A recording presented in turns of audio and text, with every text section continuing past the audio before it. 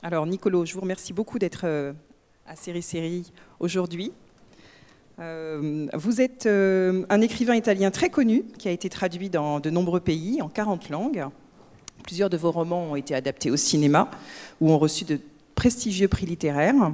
Pour ne citer que l'un d'entre eux qui me tient particulièrement à cœur, je citerai le roman Je n'ai pas peur, qui a été adapté au cinéma sous le titre L'été où j'ai grandi et qui a été plusieurs fois récompensé. Aujourd'hui, on vous découvre avec Il Miracolo. Vous faites vos premiers pas comme scénariste et réalisateur. Cette captivante série chorale a été coproduite par Arte et diffusée en Italie sur la chaîne à péage Sky Italia. Alors, le sujet est le suivant. Dans le repère d'un chef de la mafia calabraise, on découvre une madone en plastique qui pleure des larmes de sang humain. Cette découverte va bouleverser la vie des protagonistes qui ont connaissance de ce miracle. Alors, avant de parler plus précisément de votre expérience de scénariste et de réalisateur, pouvez-vous nous dire ce qui a déclenché votre désir d'écrire cette histoire sous la forme d'une série plutôt que d'un roman? Allora, salve a tutti. Bonjour à tous. Bonjour à tous. Allora,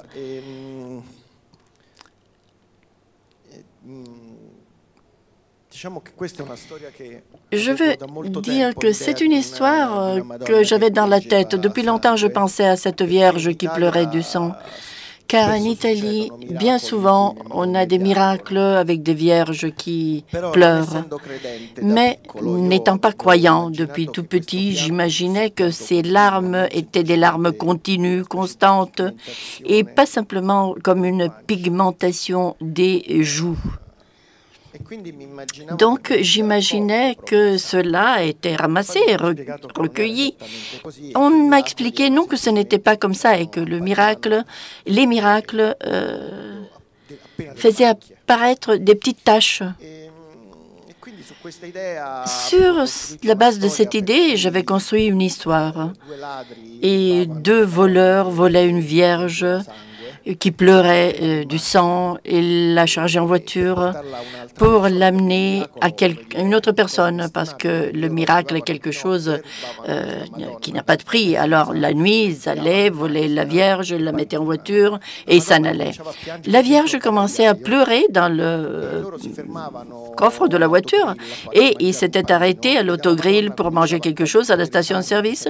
Et voilà que le sang coulait et le sang était sur le parking de l'autogrill de la station-service. La police arrive et voit du sang qui coulait, qui tombait par le coffre, qui s'écoulait là sur le parking. Et les policiers sortent leurs armes, ouvrent le coffre et là-dedans, miracle, ils voient ça et les policiers se convertissent, bien sûr. C'était la première chose que j'ai écrite. Mais cette chose avait quelque chose de bien plus significatif par rapport au miracle. Et quand j'ai commencé à écrire un livre, j'ai compris qu'un livre, ça n'allait pas. Parce que la seule chose que la littérature n'arrive pas à bien décrire, quoique normalement elle décrit toujours bien mieux que le cinéma, mais le sang réellement est mieux décrit par le cinéma. Les mots ne suffisent pas. Le sang, c'est de la couleur, de la lumière. C'est quelque chose qui nous impressionne au moment où on le voit, qui nous choque. Et j'ai dit, cette histoire doit être racontée d'une autre façon, et non pas par un roman, mais par une histoire au cinéma. Et car il y avait beaucoup de personnages, j'ai pensé que la durée d'un film n'était pas suffisante pour raconter cette histoire. Alors, c'est un projet de série ambitieux et audacieux, surtout dans un pays où la question du religieux est très présente. Comment a été accueilli ce projet ? Avant ou après? Pardon, au tout début, quand vous l'avez présenté. Bon, je dois dire qu'il a été très bien accueilli. En réalité, on m'avait demandé d'écrire un guide, une base ou un brouillon. Et moi, j'étais en train d'écrire un roman à ce moment-là. Ça faisait quelques années. Et j'en avais marre d'écrire le roman. Et on m'a demandé d'écrire ce guide avec plein de choses sympas, amusantes, mais je ne savais pas quel allait être le résultat. On commence par là et après, ensuite, on verra. Tu écris ce qui est le pilote. Je l'ai écrit en 2 semaines environ. Et après, j'ai oublié. Et au bout d'un certain temps, ils m'ont dit, ben, on fait la série. Et moi, je n'avais pas l'histoire. Je n'avais que le premier épisode. Je n'avais pas pensé à la suite, aux autres épisodes. J'ai dit, oui, d'accord, mais je ne sais pas ce qui va se passer avec cette histoire. Et en effet, j'ai transformé ce qui était le pilote en 8 épisodes. Et tout ce qui était dans le pilote est devenu la série, qui a été très bien accueillie. Elle a bien plu. Les gens, les broadcasters étaient contents. C'est ce que j'ai cru comprendre. Oui, apparemment. Alors, vous mettez en scène le Premier ministre Fabrizio Pietromarchi, qui est en pleine crise politique et personnelle, avec une épouse insatisfaite et malheureuse. On trouve aussi le père Marcello, un prêtre alcoolique, accro au sexe, le chef de l'armée, le général Vota, et une jeune scientifique dont la mère est en fin de vie. Les trajectoires des personnages dessinent en creux un état des lieux politiques de l'Italie, avec un rapport à l'Europe qui est compliqué, puisqu'on est on est quelques jours avant le vote du référendum pour le oui ou le non de l'Italie en Europe, et également aussi montre l'état spirituel d'une Italie en crise. Alors je voulais savoir si ça avait été un point de départ important pour vous d'ancrer cette série dans ce moment d'instabilité. Est-ce que dès le départ vous vous êtes dit je vais créer ce sujet au moment d'une crise politique forte dans mon pays? Non, ce n'était pas si important, toute la partie politique. Je veux dire par là que moi, j'étais très intéressée à raconter le sens du mystère, d'un événement surnaturel qui pouvait être réel parce qu'il y avait le témoignage de la science. Cet événement va contre toute loi naturelle. Le fait qu'un objet qui pèse 2,5 kg puisse produire 90 kilos va contre toutes les lois essentielles de l'existence. Si elle devait être universelle, le monde aurait une implosion, pas une explosion. On parle des miracles qui ressemblent à des miracles, mais qu'à la fin, ce ne le sont pas, ou ce sont des miracles de la foi. Les aveugles revoient, les autres peuvent remarcher, ceux qui ne pouvaient pas. Moi, je voulais quelque chose de visible. Et le premier témoignage ne devait pas être la foi, mais la science. Parce que la science, à partir du moment où certifie, atteste l'existence du miracle, atteste l'existence de Dieu, quelque chose d'incompréhensible qui va bien au-delà de nos possibilités. Je voulais que ce miracle arrive aux mains d'une personne très importante, le Premier ministre, parce que je me disais, si une personne laïque se trouve face à un vrai miracle, comment va-t-elle percevoir cela? Qu'est-ce que cela va signifier? Qu'est-ce que Dieu est en train de lui demander à ce moment-là? Et pourquoi à lui et non pas à un autre Premier ministre? Est-ce qu'il aurait un rôle qu'il n'imagine même pas d'avoir? Voilà la raison pour laquelle j'ai choisi le Premier ministre. Le Premier ministre, bien évidemment, devait avoir quelque chose à faire. Il ne pouvait pas que se charger de rien. Il devait avoir un protagonisme. Et au début, j'ai pensé qu'il pouvait y avoir un problème de conflit fort entre 2 parties du pays au sujet de la loi de l'euthanasie, sur l'euthanasie. Mais l'euthanasie est trop reliée à la religion. Et je me disais, là, je me trompe. Parce que, à partir de ce miracle, ou bien parce qu'il y a l'euthanasie. Non, je devais séparer totalement cela. Mais le problème politique devait y être et très important. J'ai donc penser une chose. Je pourrais imaginer que l'Italie veut sortir de l'Europe. Et en effet, c'est un peu ce que certains politiques aimeraient faire. J'ai été un peu désolée, un peu perplexe. Je croyais que ce n'était que la fantaisie personnelle. Eh bien non, ça fait des années qu'il y a plein d'Italiens et un parti politique qui souhaite sortir de l'Europe. Et cela me fait peur. Alors, on était en quelle année quand vous avez imaginé que l'Italie pouvait sortir de l'Europe? Saranno stati 3-4 anni fa. Il y a 3 ou 4 ans, quand j'ai commencé à travailler sur ce projet. On retrouve tous les grands thèmes qui agitent l'Italie, la famille, la religion, la mafia, le crime, la politique. Mais toute l'originalité et la subtilité de votre travail vient du traitement que vous en faites. Parce que, en obligeant les protagonistes à garder secrète la manifestation d'un miracle, vous vous concentrez sur une poignée d'entre eux et sur leur interrogation face à la foi. Alors, je voulais savoir si, dès le début, vous aviez eu l'idée de vous servir du secret pour n'avoir à traiter la foi que dans la sphère privée d'un petit nombre de personnages, ou si parce que c'est vrai qu'on aurait pu vite imaginer une hystérie collective si on traitait la manifestation de ce miracle vis-à-vis de la population. Je voulais savoir si dès le départ vous aviez l'idée de traiter le secret. Depuis le début, j'ai pensé que cela pouvait être intéressant. Parce que je me suis vraiment posé la question, qu'est-ce que l'on ressent à s'approcher de l'existence de quelque chose de supérieur? Je ne parle pas de Dieu, mais enfin quelque chose qui n'a rien à voir avec nos lois et qui est lié surtout à notre culture, à notre iconographie religieuse, et ne pas pouvoir en parler à personne, parce qu'à ce moment-là, il y a un embargo qui se crée. Cette Vierge est cachée dans une piscine pour comprendre comment la proposer.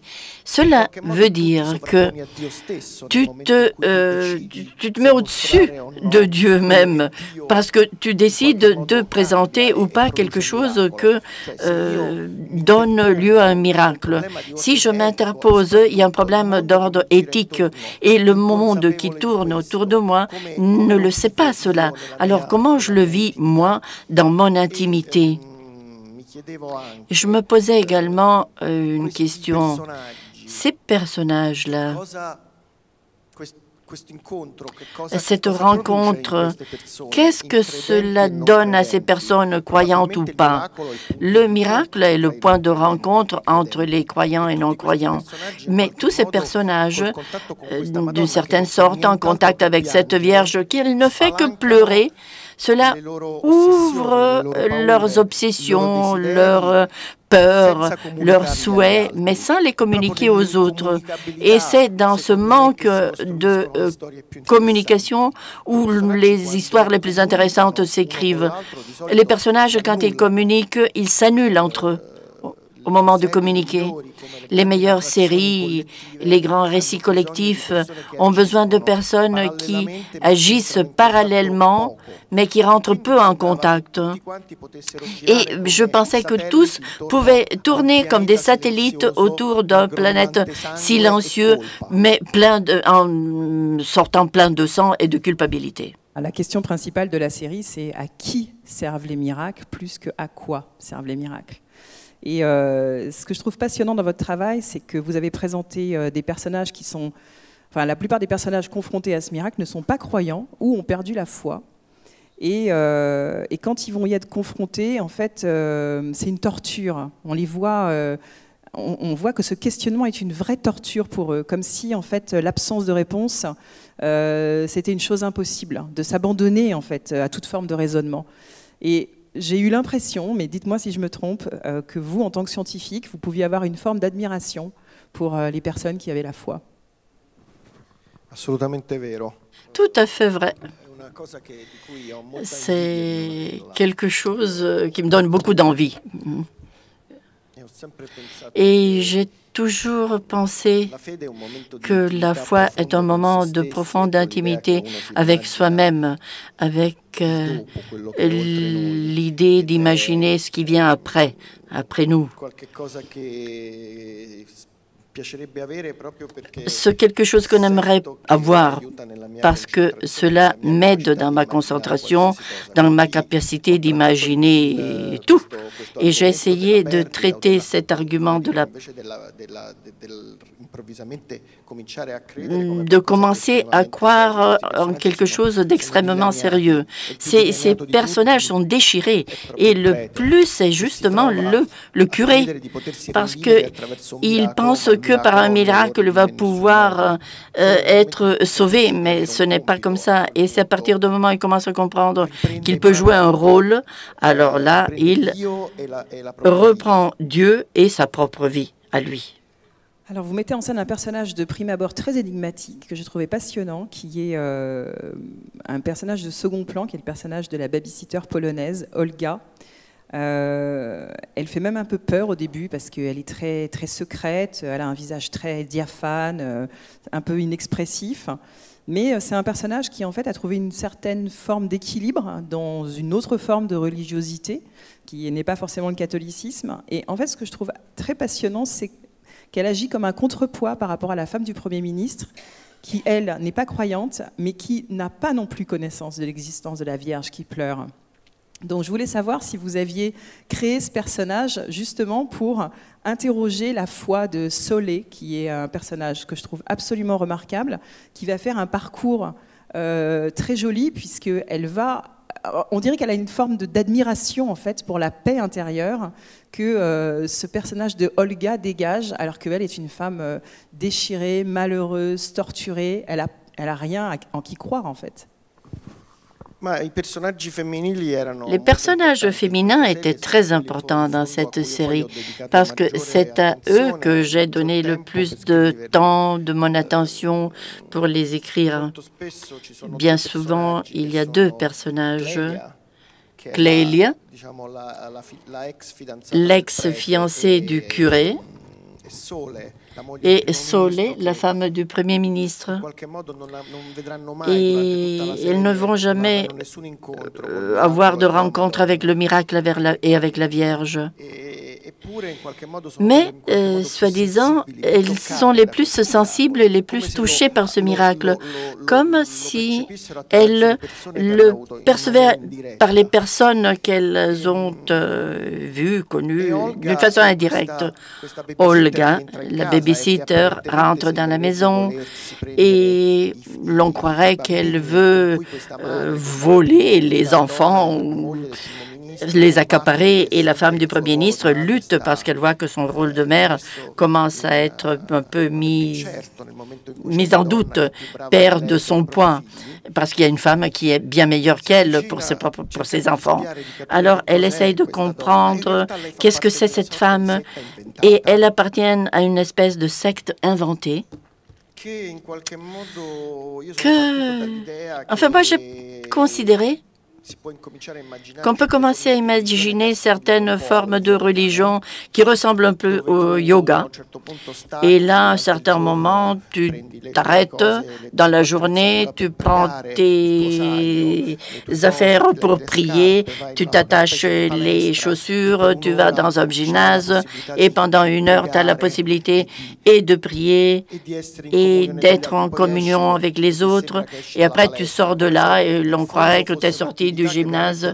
Enfin, c'est une activité qui ressemble plus à une pratique religieuse, mais pour ton bien-être et non pas pour être en rapport avec le sens de l'univers et au sens éthique de notre existence. C'est quelque chose de plus détaché, plus orienté aux religions orientales. Mais c'est une forme de religion, celle-ci, qui garde un axe sur lequel cette femme, Solé, la femme du Premier ministre, doit se confronter. Et même si elle n'aime pas cela, elle doit se confronter. Parce que c'est la seule force supérieure qu'elle reconnaît, car celle de la force du mari, elle elle ne reconnaît pas le rôle supérieur de son mari. Alors justement, son mari, ça va être le personnage dont la foi va être la plus ébranlée, puisque après avoir demandé à la Madone à quoi elle sert, dans une scène de colère assez remarquable, il va finir par l'implorer pour sauver son fils. Alors d'une certaine façon, on peut dire que la Madone l'a entendu, puisque en laissant son fils mourir, les Italiens, pris de compassion sûrement, vont voter le non à la sortie de l'Europe, de l'Italie de l'Europe. Est-ce qu'on peut dire que c'est une manifestation assez cynique du miracle? Moi, je l'ai vu comme ça, mais cynique. Ce qui est bizarre, c'est que la prière, moi j'ai toujours été étonnée par la prière. La prière, souvent, est laïque. C'est une prière où nous prions pour que les choses de ce monde changent. Je prie pour que mes enfants vivent bien, avoir une meilleure vie, gagner au loto. Enfin, il s'agit toujours de prières qui ont très peu à voir avec l'existence même de la vie. Et nous devrions essayer de nous abstraire quand nous voulons prier. C'est une rencontre avec le Seigneur. Les autres, ce sont toutes des prières. Et d'une façon paradoxale, il y a une sorte de Dieu de l'Ancien Testament qui répond « Je prie, mais Dieu me punit ». Ce Premier ministre est puni dans son sang pour ce qu'il a fait. Tout au moins, c'est son interprétation. C'est une interprétation, bien sûr, parce que dans l'histoire, la Vierge, elle ne fait que pleurer. Alors parlons un peu de l'architecture des épisodes. Alors les 8 épisodes de 52 minutes sont bâtis sur une architecture assez remarquable. Sur le fond, Il Miracolo suscite la réflexion, voire l'introspection, mais sur la forme, ça ne cesse de nous surprendre. Il n'y a rien de conventionnel en fait. Ça se déroule principalement à Rome, mais la série alterne entre flashbacks, récits des événements au présent, des scènes aussi fantasmées ou surnaturelles, qui sont parfois assez déroutantes. Alors moi, j'aurais voulu savoir comment vous avez travaillé sur ces différentes trames. Est-ce qu'au départ, vous aviez uniquement la trame du Premier ministre, par exemple? Est-ce que ça a été le Premier ministre, votre personnage leader? Comment ensuite ça s'est développé en multiples intrigues? Le premier personnage est le Premier ministre, parce que le Premier ministre arrive, se trouve face à cette Vierge, et j'ai imaginé qu'il pouvait être le spectateur. Le spectateur se trouve face à quelque chose, à une question. Qu'est-ce qu'on en fait de ce miracle? Et auquel nous pouvons donner des réponses différentes. La première pourrait être, oui, allez, on la prend et on l'amène au pape. C'est la réponse du général qui a décidé de la mettre dans la piscine. Et après, il a dit, il faut réfléchir, le moment est délicat. Si tu la mets maintenant, qu'est-ce qui pourra se passer? Il y a les problèmes politiques, les problèmes du sens de ce que tu fais. D'un seul coup, deviennent beaucoup plus puissants que le miracle même. Et cela déjà au premier épisode. Et nous avons ce fil rouge. Et il y a d'autres personnages sur ce fil. Et c'est là, sur cela que j'ai travaillé. J'ai pensé, chez lui, qu'est-ce qu'il fait, lui? Il n'est pas heureux. Sa femme est obligée à jouer le rôle de First Lady et il n'y a rien de plus monstrueux que jouer le rôle de First Lady quand on n'aime pas ton mari. On est toujours surpris par Ivana Trump et par son mari, parce que là, nous voyons qu'ils ont des conflits assoupis, mais qui ne peuvent pas être exposés. Et je pensais qu'elle pouvait se sentir en cage. Et ce monsieur est à côté d'une femme souffrante. Et il y a l'hématologue également qui doit étudier le sang, comprendre que le sang a quelque chose de plus et elle commence à croire. Et probablement c'est elle qui croit beaucoup plus que toutes les autres. Elle devient dévote et à la fin elle se transforme presque en vierge. Là, c'était un plan. Il y avait un autre plan, celui des rêves, d'autres histoires qui pouvaient s'intégrer. Ça, c'est ma façon d'écrire et ça fait partie de l'écriture de mes romans. Il y a des sauts de personnages, des sauts de situations. Après, il y avait la partie initiale, c'est-à-dire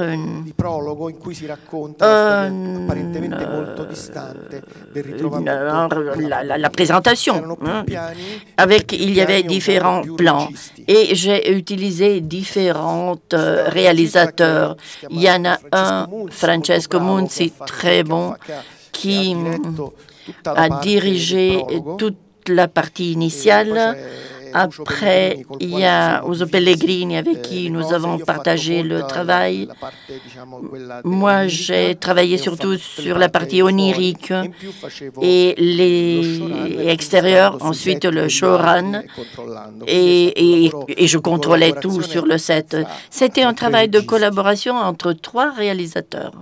Alors justement, j'allais y venir. Alors, Il Miracolo est votre première œuvre en tant que scénariste et réalisateur.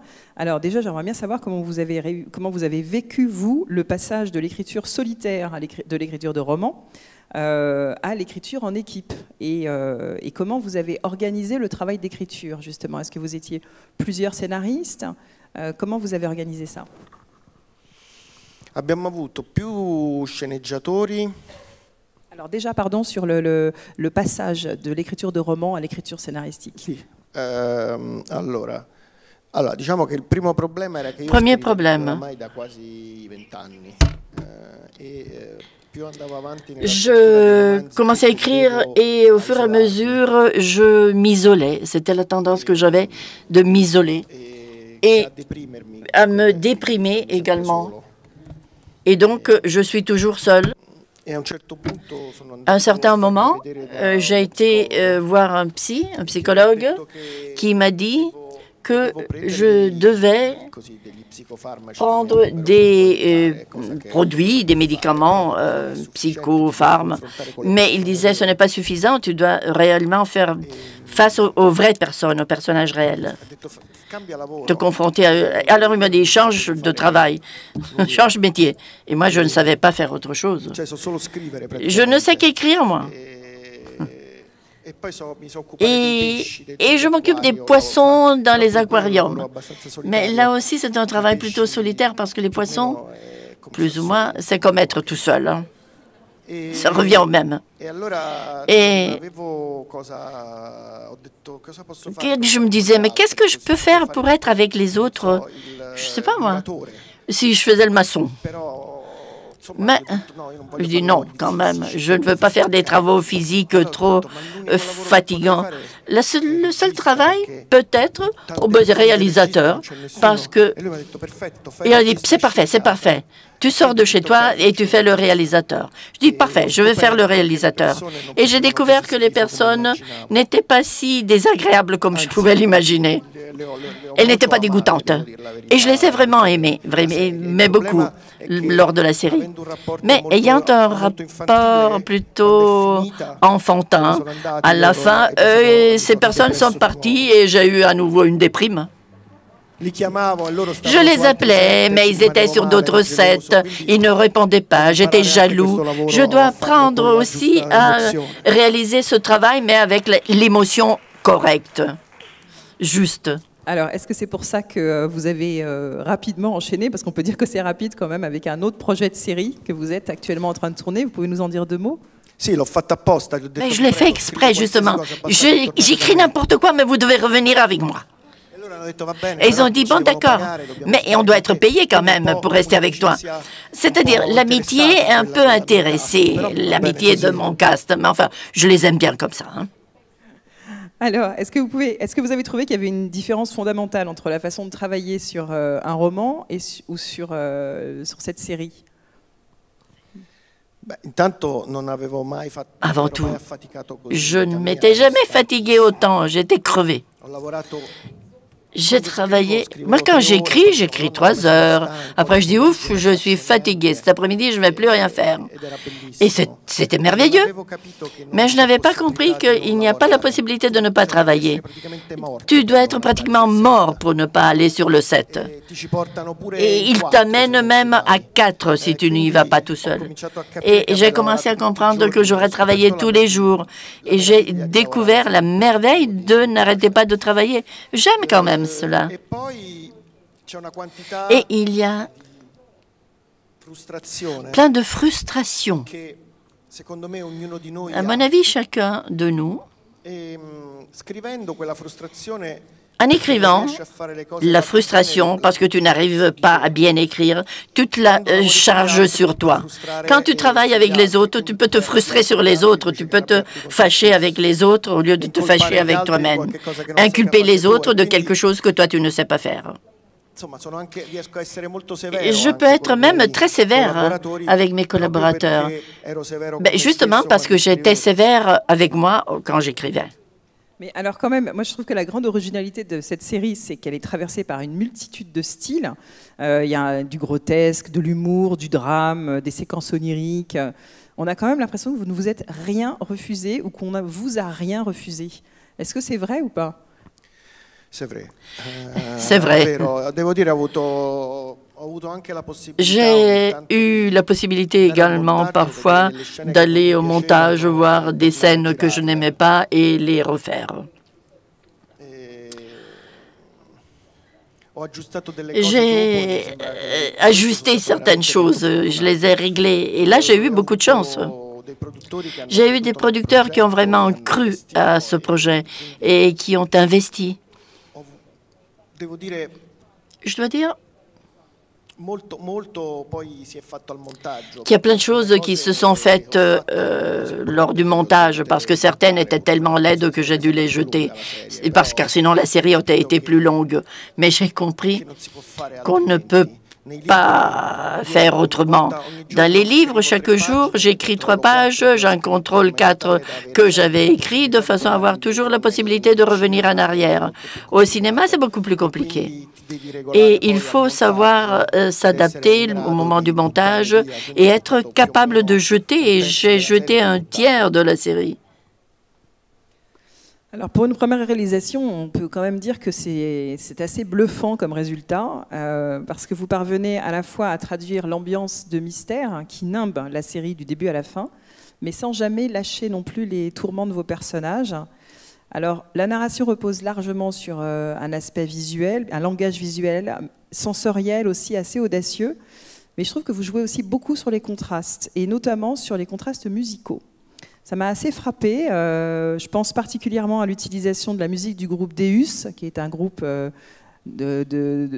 groupe rock, hein, c'est du rock indépendant quand même assez trash, sur des images de sang qu'on transvase d'une bassine à l'autre parce qu'on ne sait pas quoi en faire. C'est quand même assez inattendu. Et, ou bien aussi dans l'épisode 6, au début de l'épisode 6, sur... Vous n'hésitez pas à mettre le Nisi Dominus de Vivaldi sur un accident tragique qui se produit sur un chantier de travailleurs clandestins.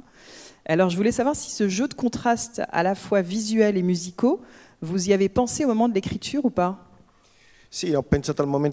Oui, au moment d'écrire, j'y ai pensé. Mais c'est mon besoin, même quand j'écris mes romans. Je dois toujours avoir une musique qui serve de contraste. Et la musique, souvent, peut bouleverser ce que tu es en train de faire.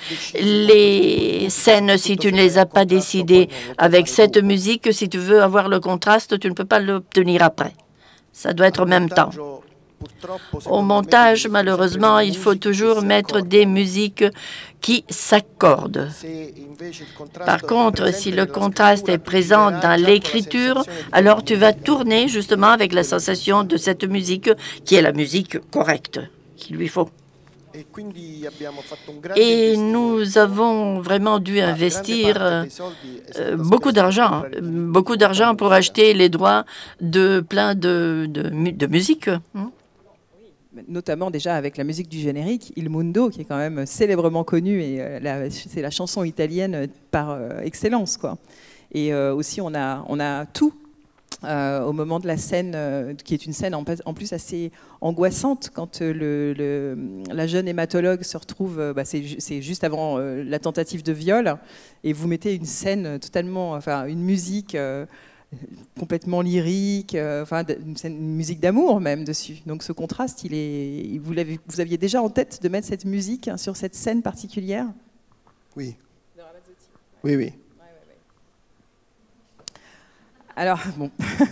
Et alors, je voulais savoir comment s'était passé pour vous cette première expérience de réalisateur. Est-ce que vous aviez des modèles? Parce que c'est vrai que quand on voit Il Miracolo, moi, ça me fait penser un peu à The Young Pope, qui traite aussi de la foi et d'une sorte de miracle.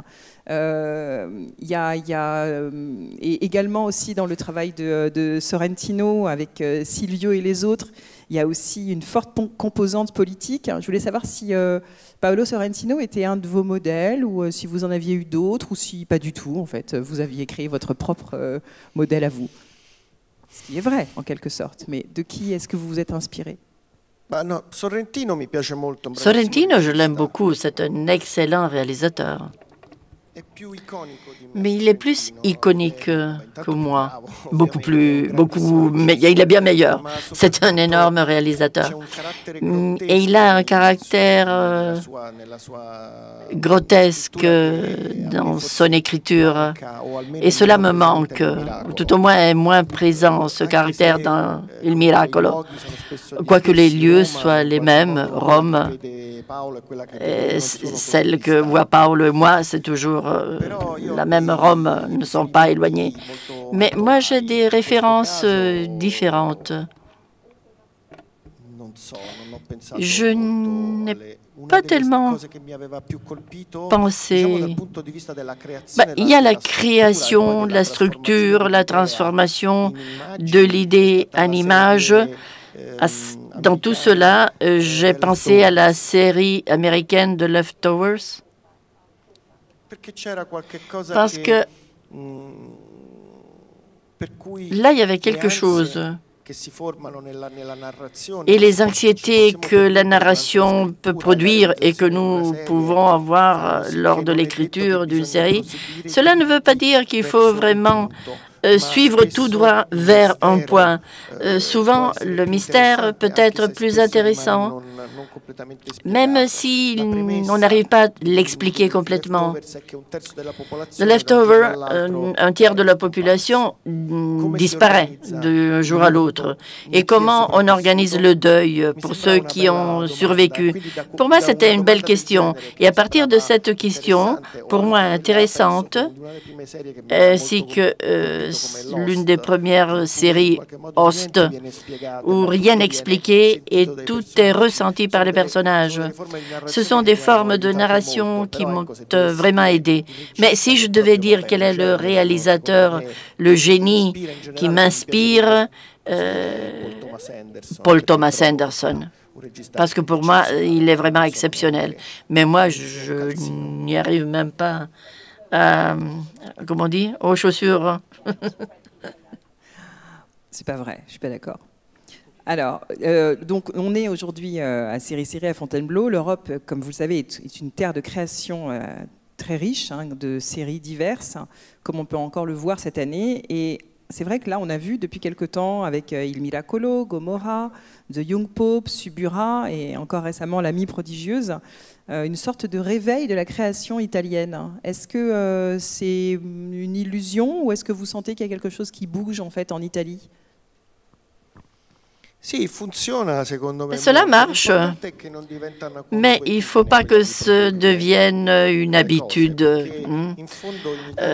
Parce qu'en Italie, nous avons produit des choses très intéressantes, parce qu'il y a eu des temps entre l'une et l'autre pour métaboliser ce que nous avions fait. Avec les plateformes online qui demandent constamment du matériel, je crains que le risque soit de consommer la recherche, le besoin besoins, parce que chaque projet doit avoir son besoin, sa nécessité. Mais la tendance est d'arriver à tout ce qui remplit de l'espace, à tout ce qui a gâché en Italie avec Rai, Canal+, Mediaset, enfin, et les séries étaient absolument nécessaires. Maintenant, il y a énormément de demandes en Italie. Et s'il y en aurait de trop, la qualité, bien sûr, baisserait. Alors, est-ce que vous pouvez nous expliquer un peu comment sont soutenues les séries en Italie? Quel est est-ce qu'il y a des... Nous, on a la chance d'avoir le CNC en France, qui est le Centre national du cinéma et de l'image animée, qui a participé aussi à soutenir Il Miracolo. Est-ce que vous pouvez nous parler un petit peu des institutions qui peuvent soutenir la télévision, la création, puisque justement avec la concurrence dont vous parlez, il faut aussi se démarquer en faisant de la qualité. Donc comment vous abordez cette notion? Ma io non sono un grande esperto. Moi, je ne suis pas un grand expert. Je ne m'occupe pas de chercher l'argent, les fonds. En Italie, d'un côté, nous avons eu la chance d'avoir Sky. C'est une pay TV qui a commencé à proposer de projets plus soignés, Romanzo Criminale, Gomorra. Et la RAI, à ce point, a cherché d'améliorer, de s'améliorer, parce que s'il y a de nouveaux projets, la sensibilité petit à petit se repent. Et les producteurs ne sont pas très nombreux non plus. Donc les producteurs doivent trouver le projet pour l'apporter aux broadcasters. Et les producteurs capables de monter une série ne sont que 3 ou 4 en Italie. Il n'y en a pas de masse. Le risque que j'ai su par rapport à l'arrivée de Netflix, c'est que souvent, ils trouvent un livre qui leur plaît, ils l'achètent et ils le préparent. Et après, ils le donnent. Ils sautent le producteur. Et ce sont eux à proposer au producteur. Ce n'est pas le producteur qui le propose à Netflix. C'est à l'inverse. Donc, eux sont propriétaires de tout. Et ce sont eux qui établissent les lois, la régie, les acteurs, les temps. Cela peut être positif d'un côté, mais bien sûr, l'idée d'un monopole qui achète et qui décide absolument tout, cela me fait un petit peu peur. Quoique jusque-là, même pour les prochains projets dont j'ai entendu parler, ils me paraissent très intéressants, mais l'avenir le dira. Et alors justement, vous, votre projet sur lequel vous travaillez en ce moment, vous m'avez dit que vous aviez commencé à tourner à l'automne. Est-ce que vous pouvez nous en dire 2 mots? C'est un projet que je vais mener avec Sky et Arte, basé sur mon dernier roman, Anna. C'est une histoire dans un futur post-apocalyptique où les adultes n'existent plus, les enfants nés ont un virus qui va se développer lors de l'adolescence et on parlera des dernières 4 années de l'humanité où il n'y aura que des enfants.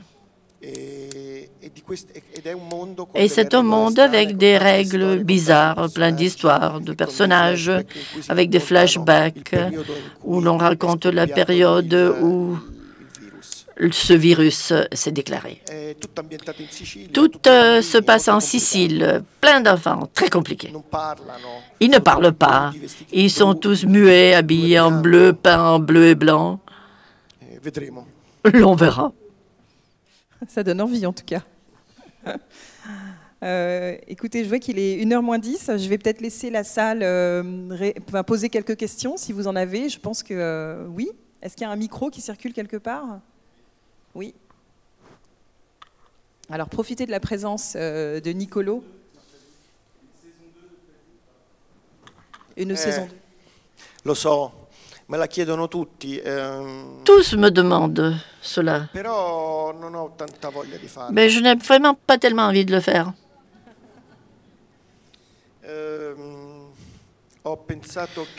J'ai pensé que comme la foi se nourrit de mystère, cette série doit se nourrir de l'imagination, de la fantaisie du spectateur qui peut penser à ce qui pourra se produire après. C'est une réponse facile, j'avoue.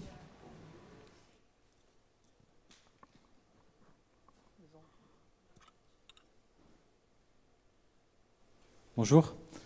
Moi, je voulais savoir, est-ce que le fait d'écrire pour la télévision et de réaliser a changé certaines choses dans votre manière d'écrire des romans?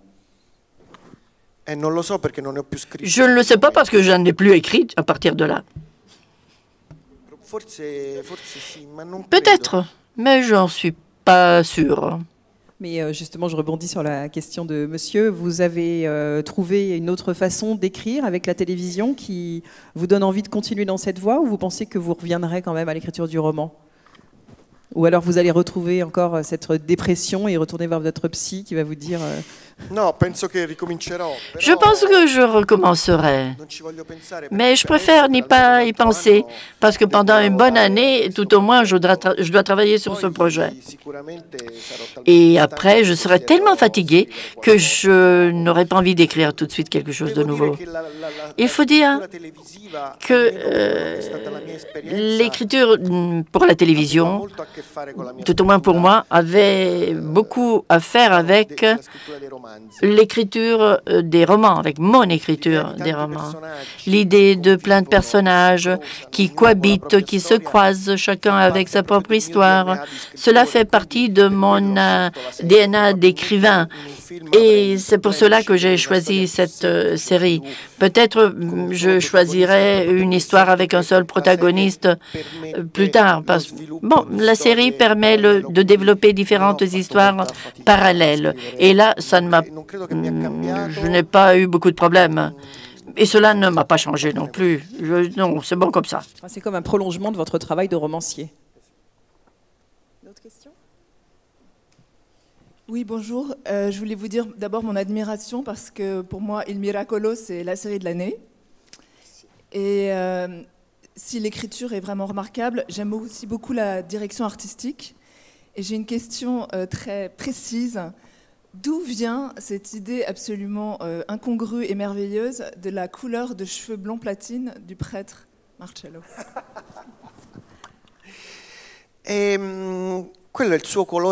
C'est sa couleur naturelle. Ils ne sont pas blonds, ils sont blancs, en réalité. Mais ce blanc-là, qui devient un peu blond, et cela veut dire qu'il y a un problème physique, mal-être physique. Et Tommaso Ragno, quand je l'ai rencontré, lui non plus n'était pas très bien. Il buvait, il mangeait énormément. Les cheveux étaient vraiment jaunis de blanc et ils étaient devenus jaunes. Et son coiffeur a dit, mais on te les rend blancs, ce blanc teint. Non, non, non, j'aime comme ça, c'est merveilleux. On ne sait pas s'ils sont blonds ou jaunes. Ou blancs. Merci. Oui, bonjour. Moi, je voulais prolonger un peu ce qui a été discuté entre imaginer une histoire, que ce soit en roman ou en scénario, et la mettre en chair et en os, parce que vous avez commencé à parler de ça. Moi, j'ai été directeur de la photo pendant très longtemps et j'étais très heureux parce que je n'avais qu'à mettre en chair et en os des images d'histoires données par d'autres. Mais vous, d'être passé de l'un à l'autre, effectivement, est-ce que vous préférez être sur un tournage ou écrire le scénario?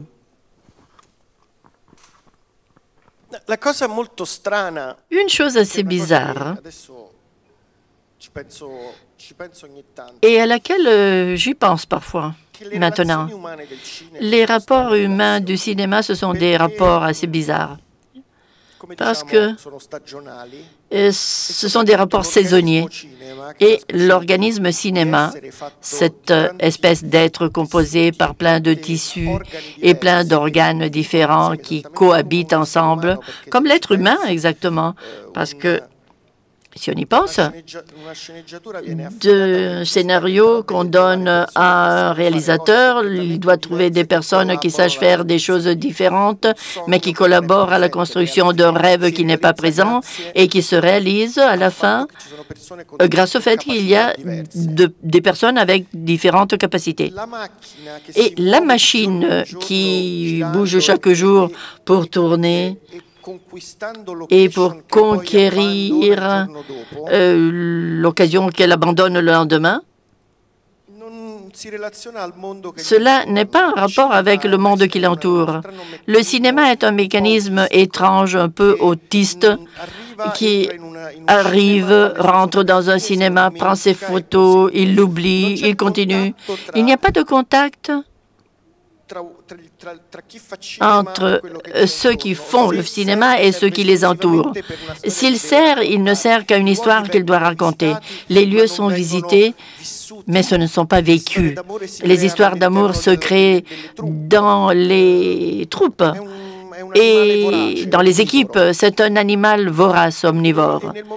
Et quand il a terminé son devoir, quand il a tout métabolisé, il se désintègre. Et cet aspect, cette facette est assez bizarre. Et le réalisateur est le noyau de tout cela, et le centre. C'est le seul qui devrait s'asseoir sur un siège, et tout autour devrait, comme des cordons de sécurité, un après l'autre, pour que de l'extérieur, personne ne puisse rentrer. Et le cœur qui bat est celui qui a le regard, qui reçoit le regard de quelqu'un. Si une personne X rentre dans ces cercles et se trouve face au moniteur à côté du réalisateur, à partir de là, il visualise tout. C'est une relation, c'est un rapport très, très bizarre. Je ne connaissais pas la dynamique de tout cela. Et cela m'a vraiment conquis, justement parce que j'ai passé des années dans la solitude totale. Bravo. Bravo.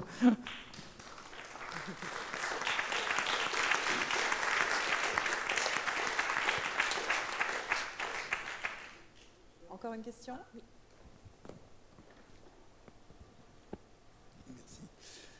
Moi aussi, je tiens à vous féliciter parce que j'ai pris un plaisir immense vraiment à suivre cette série. Et moi, je voulais vous poser la question de savoir comment vous est venue l'idée de traiter le thème des migrants quasiment pendant un épisode avec des scènes absolument incroyables. Et quel regard vous portez aujourd'hui sur ce qui se passe en Italie avec Salvini?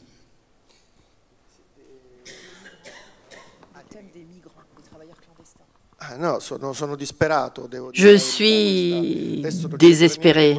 Cela n'a rien à voir avec la rencontre d'aujourd'hui, bien sûr, mais la situation me chagrine profondément. Et en ce moment, je ne reconnais pas tellement le Premier ministre, que je n'ai jamais reconnu, mais je ne reconnais pas non plus plein de personnes qui utilisent la peur et la haine pour se rassurer elles-mêmes. Et cela pourrait mener à des dérives très dangereuses. Donc, je suis préoccupé, sincèrement, et j'espère qu'il y aura prochainement des élections de façon à changer un peu les choses.